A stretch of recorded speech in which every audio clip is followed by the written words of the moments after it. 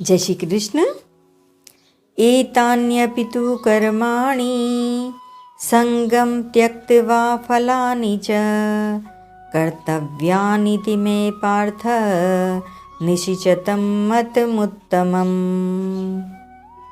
अध्याय 18 श्लोक 6वां व्याख्या। एतान्यपि तु कर्माणि निशिचतं मतमुत्तमम्।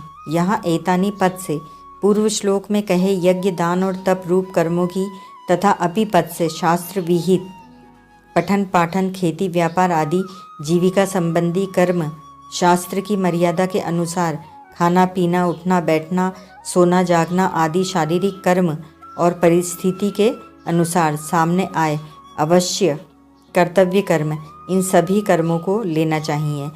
इन समस्त कर्मों को आसक्ति और फलेच्छा का त्याग करके जरूर करना चाहिए।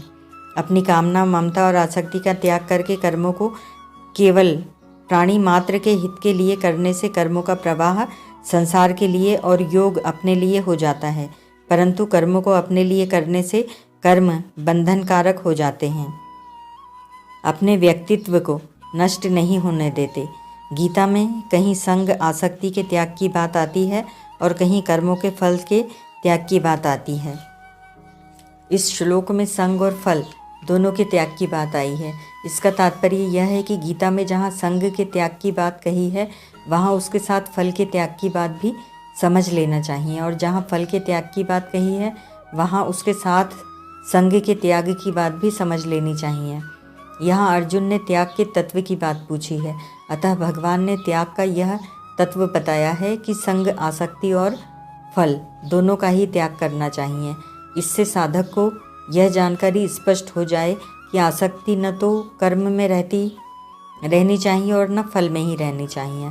आसक्ति न रहने से मन, बुद्धि, इंद्रियां, शरीर आदि कर्म करने के औजारों, करणों में तथा प्राप्त वस्तुओं में ममता नहीं रहती। गीता 5वें अध्याय का 11वां श्लोक।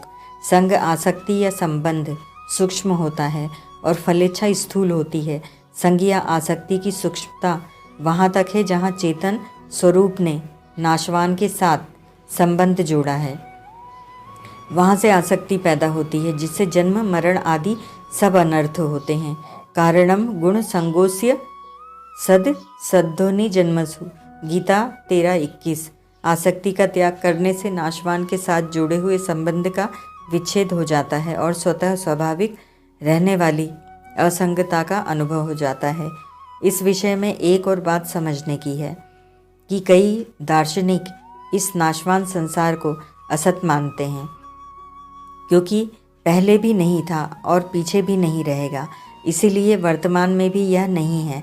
जैसे स्वप्न, कई दार्शनिकों का यह मत है कि संसार परिवर्तनशील है, हरदम बदलता रहता है, कभी एक रूप नहीं रहता। जैसे अपना शरीर, कई यह मानते हैं कि परिवर्तनशील होने पर भी संसार का कभी अभाव नहीं होता, प्रत्युत तत्व से सदा रहता है। जैसे जल ही बर्फ, बादल, भाप और परमाणु रूप से हो जाता है, पर स्वरूप से यह मिटता नहीं। इस तरह अनेक मतभेद हैं, किंतु नाशवान जड़ का अपने अविनाशी चेतन स्वरूप के साथ कोई संबंध नहीं है। इसमें किसी भी दार्शनिक का मतभेद नहीं है। संग त्यक्त्वा पदों से भगवान ने उसी संबंध का त्याग कहा है।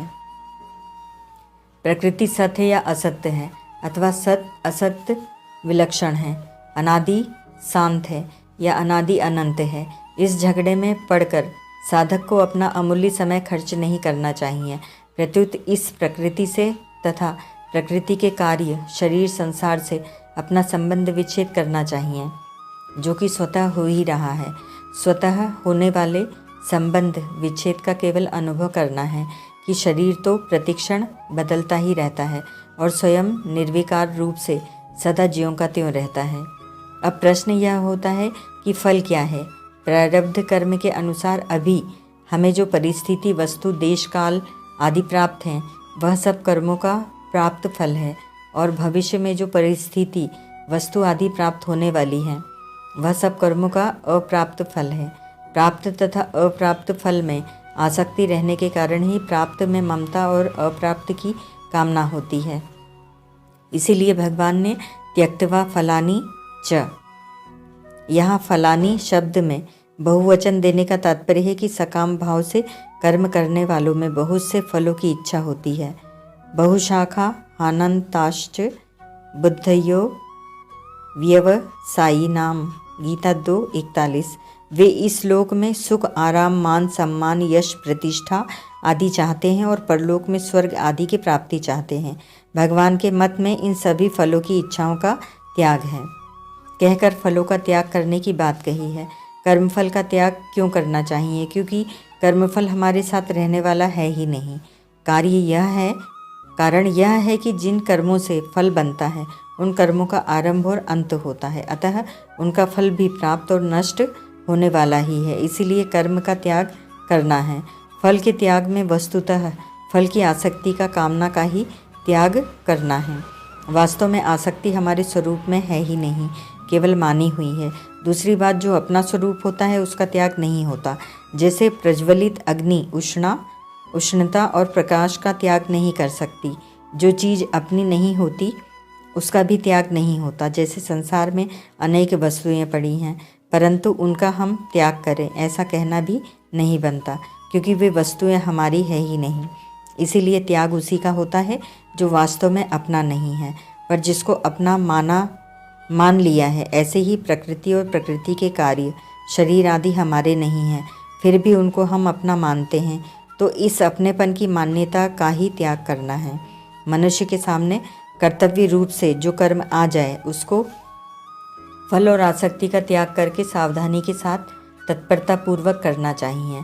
कर्तव्यानि कर्मयोग में विधि निषेध को लेकर अमुक काम करना है और अमुक काम नहीं करना है, ऐसा विचार तो करना ही है, परंतु अमुक काम बड़ा है और अमुक काम छोटा है, ऐसा विचार नहीं करना है। कारण कि जहाँ कर्म और उसके फल से अपना कोई संबंध ही नहीं है, वहाँ यह कर्म बड़ा है, यह कर्म छोटा है, इस कर्म का फल बड़ा है, इस कर्म का फल छोटा है, ऐसा विचार हो ही नहीं सकता। कर्म का बड़ा या छोटा होना फल की इच्छा के कारण ही दिखता है, जबकि कर्मयोग में फल इच्छा का त्याग होता है। कर्म करना राग पूर्ति के लिए भी होता है और राग निवृत्ति के लिए भी।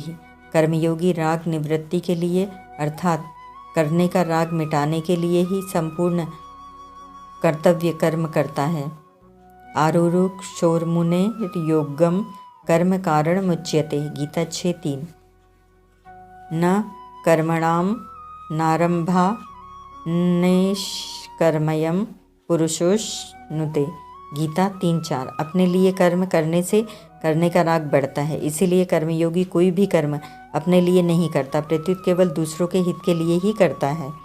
उसके स्थूल शरीर में होने वाली क्रिया, सूक्ष्म शरीर में होने वाला परहित चिंतन तथा कारण शरीर में होने वाली स्थिरता, तीनों ही दूसरों के हित के लिए होती है, अपने लिए नहीं। इसीलिए उसका करने का राग सुगमता से मिट जाता है।